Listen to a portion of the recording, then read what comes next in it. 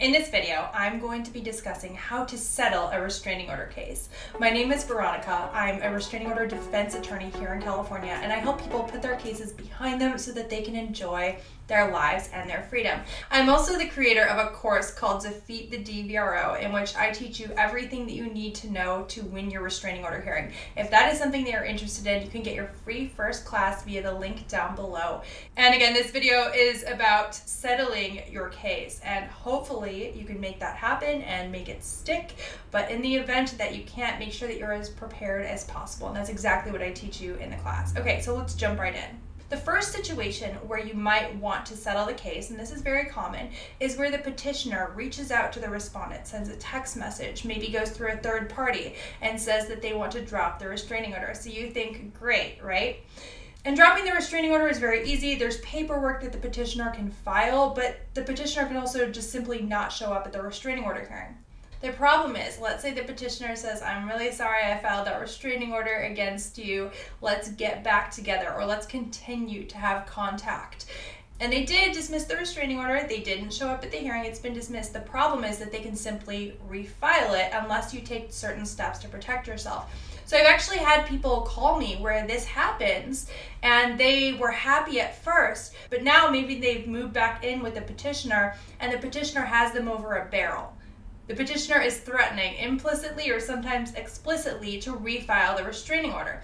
Maybe the parties didn't get back together, but they have kids together. And now there's this threat looming over your head. So what you want to do when the petitioner makes this offer is get the petitioner to have this dismissed with prejudice. With prejudice means that they cannot refile it.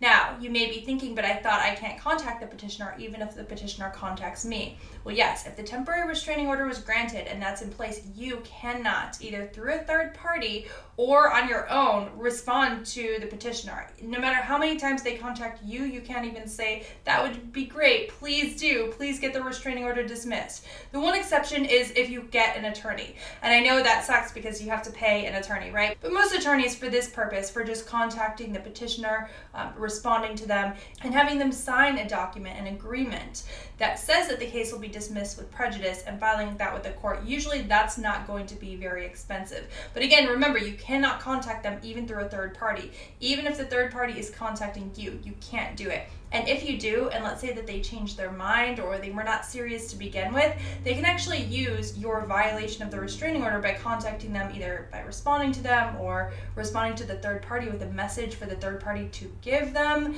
They can actually use that as a basis to win their restraining order hearing. And I mean, the bigger problem here is you need them to sign a document. You need someone who knows what they're doing to prepare a document where they agree that the whole thing is dismissed with prejudice so that they cannot refile it, so that this horrible, stressful situation that you're going through is actually over. So that if you get back together or you're still doing custody exchanges, you do not have this looming over your head.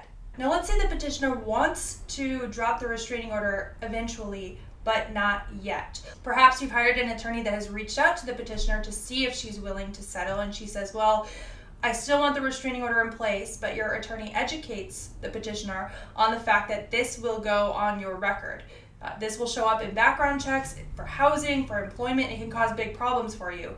Sometimes that will make a difference, and the petitioner will say, well, look, I don't want to be in contact with the respondent right now, or I want this restraining order in place, but especially if you have kids together, do you really want a restraining order that now, I mean, if you're trying to get child support or you want to make sure that your kids have a good future and that the respondent, the other parent, is able to support them and provide good housing for them and provide for them in the future, perhaps you don't want that person to have something on their record there. So the attorney can educate the petitioner about that. They may really not know. You're not necessarily told that when you're filing the temporary restraining order. It's a very quick process and nobody's really telling you, oh, well, here's how it would affect the respondent, right? So let's say that they don't want you to have a record because of this, but they still want the restraining order. In the state of California, you used to be able to sign a stipulation to agree to have what's called a non-cletz restraining order, which means that it is a restraining order, but it doesn't go into the law enforcement database, so it doesn't show up on your record. But there has been a change in the law, and as a result, you can't do that anymore. Now, the solution to that is to have both parties agree to extend the temporary restraining order. Because a temporary restraining order, the one that you initially get served with that has your hearing date, that does not go on your record. So the two parties can agree to extend the temporary restraining order to a later date. Sometimes it's for 6 months, sometimes for a year, and then after that time, it can be dismissed either with prejudice, ideally if you're the respondent, or without prejudice if that's all the petitioner is willing to do. So again, this is something where you would have an attorney draw up the paperwork for this, everyone signs it, you file it with the court, and hopefully you never actually go to court. And this way, it doesn't affect the respondent's record. The petitioner can still feel comfortable with having the restraining order in place.